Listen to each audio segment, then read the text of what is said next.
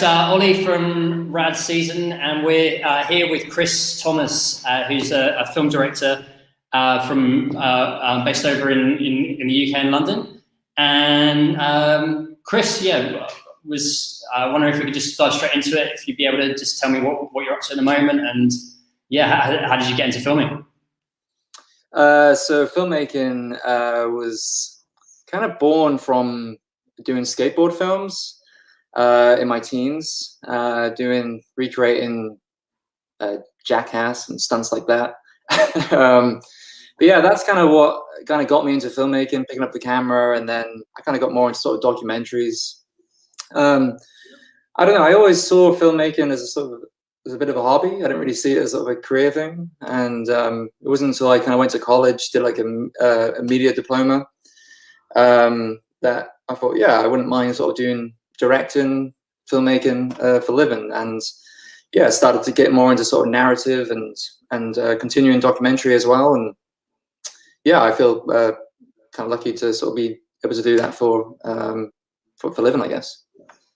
Awesome. And you just released your latest short film documentary, which is Let's Roll, based on the Cooper's Hill cheese rolling event in Gloucestershire. Yeah, could you tell me more about that? Like, how did that idea come about? Sure. So in 2016, I participated in the cheese roll. We kind of went there just to kind of check it out, see what it was all about. Haven't seen like loads of YouTube videos of like people just completely bailing and falling down this hill. And when I was on the side sort of watching, there was a bit of an urge just to kind of give it a go. And I kind of knew that I wanted to make a film about it. So I was like, well, to get some sort of credit, I was like, I should probably just give it a go myself and kind of understand kind of what it takes to do it and like what it feels like to kind of go down this like incredibly steep hill. So yeah, that's kind of where it was sort of the idea was born from. I luckily survived to tell the tale, but it wasn't just the cheese roll. It's that kind of inspired me. It was kind of the atmosphere. It was like the people, the location, and it became clear to me for the town of Brockworth, which is like the town close to the hill. It's very much an identity for the people there, and it's like incredibly important and something they're deeply passionate about, and that's sort of what really sort of drew me in. And yeah, so that's why we made a film. Amazing.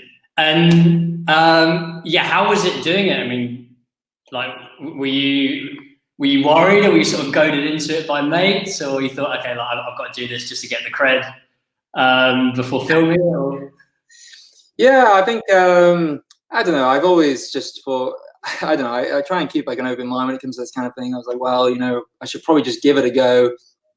It was just like an urge, really. Just seeing people do it, I was like, oh, I could probably do that. And it's only when because I'm sure you, as you've seen, it's sometimes quite hard to capture the steepness of the hill when you're trying to capture it on camera. But when you're standing at the top there, looking down, it's incredibly steep. Like the first bit is very much vertical. It's like looking down a vert ramp or something.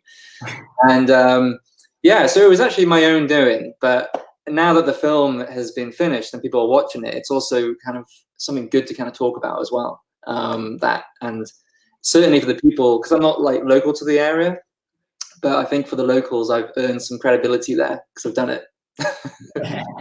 And it's been going for like when was the first time they held it? From what I heard, there's different rumors, you know, where there's some saying it's a couple 100 years old, and saying, you know, it's a bit more recent than that. I can't remember the exact date, but it's like early 1800s. Yeah. It just spawned from, I think it was even as simple as someone just rolled a cheese down one day and like someone chased it and thought that was fun, and that became like a tradition that they do every single bank holiday. Well, it's the last bank holiday of May, and they've pretty much done it every single year. I think there was 1 year, I think it was 2010, that the cheese roll was cancelled, but people did it anyway. So a cheese has been rolled down that hill since like 1824 or something like this.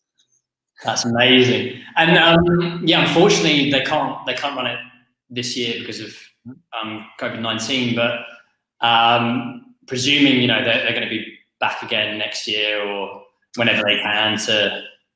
Yeah. Yeah, exactly. I think I spoke to the organizer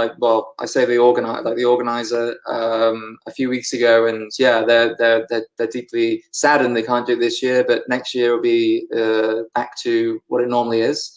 I do know that they are. I think there's a gentleman who is the cheese roller. He is still going to roll the cheese down the hill, but there'll be no spectators this year. But next year, I mean, it's amazing, really, from what started off as something incredibly, just local, and now it attracts so many people from like around the world. I mean, when you go there, I'm sure, as you know, there's people from all over the world that have just gone to the cheese roll just to check it out, because it is very much a unique experience, and there's like nothing like it.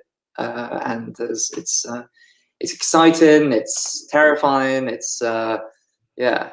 I definitely recommend going. And when you were sort of doing research on the event and on the town and the community, what sort of, I don't know, like thoughts and insight were you getting from the locals? Like how do they feel about the event? I mean, is it something that, you know, they're all backing, they're all behind, or some of them feel, you know, it got too big? Like what's the general kind of feeling? Sure. Yeah, I mean, for majority of people, for the majority of the locals, incredibly passionate about it. They love it. There is a bit of a mixed opinion on about how sort of global perhaps it's got. I think some people really sort of latch onto it being like, I know it's like our local thing, it should just be for us. And yeah, but I would say, like, for a majority of people who live there, they see it as such a great thing, and it's like really put that place and the hill and that area on the map, and it brings in like a lot of attention, and I think that's great because yeah, I mean, yeah, basically. That's awesome. And in the documentary, it's based on Antonia, who I guess is she's the younger sister of a past champion. And would you say that, I mean, is there any kind of, the way the story ends, I don't want to ruin it for anybody, but like, is there any kind of sequel or any lead up that's going to be happening from the original film that you've made? Yeah, you mean like a sort of an expansion, like a bigger thing? Yeah. Yeah, there has been conversations about it. I mean, if you watch the short, there is like a bit of an air of, there's like an air of like a teasery feel about it. It's quite it's you know, as a short, it's kind of like a long short, I guess. Yep. But yeah, there is some conversation about doing an expanded feature version at some point. But of course, you can only take this by a pinch of salt. But myself and the writer Alan McLeod, who's like a good friend of mine and like a collaborator, I think initially had like a load of ideas down on the table about what this short could be, and I think even once we put the short together, we're like, we have enough there to make like a feature film that's engaging, and there's a lot more to say about the cheese roll as well. There's a lot that we really wanted to cram in there, but we just couldn't. And you know, even stuff that we've touched on now about like the history and like when it was cancelled and like why it was cancelled and like the passion that really rises up in the village. So there's plenty more from that world of cheese that I would love to, you know, sort of dig deep and try and make a film about. That's cool. And would that be like maybe sort of going into different characters within the community and sort of looking? I noticed they got like the whole of rugby team at the bottom, who's sort of spear tackling people when they get to the bottom of the hill, which looks like rolling down it. And, yeah, I mean, I forgot about those guys. Yeah, I mean, actually, going back to when I did it, the rugby team. Yeah, I kind of made it pretty much to the bottom, but then I just got dump tackled at the end. That was like the most painful bit about it. But yeah, no, exactly. There's like other characters, like the main cheese guy. He like wears this white gown. Like, who's he?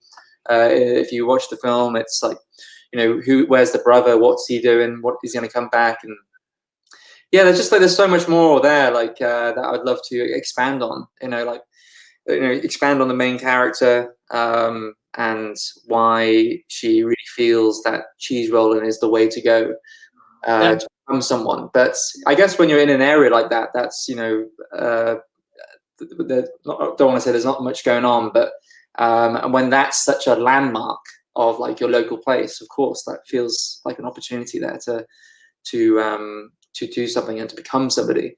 And the actual character of Antonia was based on a girl that we spoke to when we were there. And the thing that I remember that she said was, oh, my dad doesn't mind me doing the cheese roll, but my mum has a real problem with it. And this is the reason I can't tell her that I'm here. So don't tell. Yeah. So, and that really kind of stuck with me. And I kind of like the idea about this sort of counter relationship between the parents and their opinion of the cheese roll. You know, the dad being like, yeah, this is fine, but the mum not so much. I think that was something that I thought was quite interesting. That's cool. And who else was involved with the production? So pretty much like so I do quite a few kind of commercials in between making films, and a lot of the crew are friends of mine and people who I work with quite often. So I just kind of approached them with this script and this idea and said, look, I want to make this film. We shot it for 4 days, and they were like, yeah, let's just do it. Let's let's climb this hill like every single day. It's pretty painful. My brother is he's a director of photographer. He's the director of photography, and so it's lucky to have him around as well, just to kind of work about how we could tackle this film. And the film is just a passion project, so we didn't have like a lot of money behind it. We had to find ways of trying to make it work and to give it production value and to try and keep the vision there as much as we could. You know, that was kind of the tricky bit. But yeah, to answer your question, just quite a few friends who were very kind enough to help out. Amazing. And I mean, this is, I guess, I mean, it's such a unique place and an unusual event. And there's a couple of other, I guess, quirky ones in the UK. Stuff like, you know, world bog snorkeling. There's a custard pie world championships. There's a few things like that, and then around Europe and the rest of the world. I mean, is there any other events that you've attended or want to either attend to take part in or to film? Anything that kind of... Yeah. I can't remember the exact name, but there's this one, I think, where they have like a football and like the whole village comes out and like they try and like kick, like they try and hit the football to like a certain area, but like people like get beaten up and punched and things. It's I think it's somewhere like in the north. I can't remember the exact name, but I saw like a glimpse of it on a documentary, and I was like, wow, that looks pretty incredible. But you touched on some there, like bog snorkeling. That's something that I looked into at one point for a project, but again, I was like, what's the world here? It is just quite unusual. But I was like, I maybe visually, I was like, how can we tell a story for that? But there's a whole range in the UK. Like there really is. It's like we're pretty mad, aren't we?